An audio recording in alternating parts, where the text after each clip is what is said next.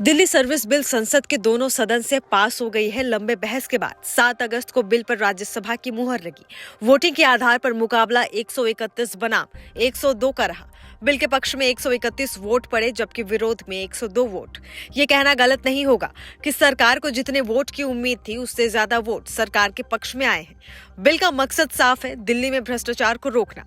Bill को लेकर केंद्रीय गृह मंत्री अमित शाह ने राज्यसभा में कहा है कि दिल्ली में सिस्टम को दुरुस्त करने के लिए यह बिल लाया गया है।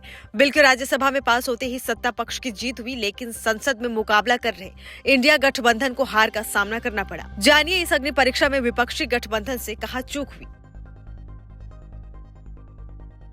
उम्मीद की जा रही थी कि बिल के विरोध में विपक्ष को 108 वोट मिल सकते हैं, लेकिन ऐसा नहीं हुआ।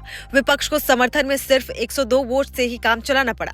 लिहाजा कुछ दिन पहले बने विपक्षी दलों के गठबंधन इंडिया की एकजुटता फेल होती नजर आई। सभी प्रमुख विपक्षी दलों तृणमूल कांग्रेस, समाजवादी पार्टी, जनता दल यूनाइटेड, कांग्रेस, भारत राष्ट्रीय समिति, राष्ट्रवादी कांग्रेस पार्टी और अन्य ने अध्यादेश के खिलाफ लड़ाई में आम आदमी पार्टी को अपना समर्थन दिया था।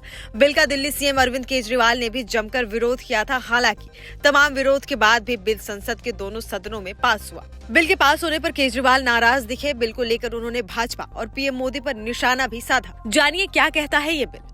11 मई 2023 को सुप्रीम कोर्ट ने अफसरों पर कंट्रोल का अधिकार दिल्ली सरकार को दिया था। साथ ही अदालत ने कहा था कि उपराज्यपाल सरकार की सलाह पर ही काम करेंगे।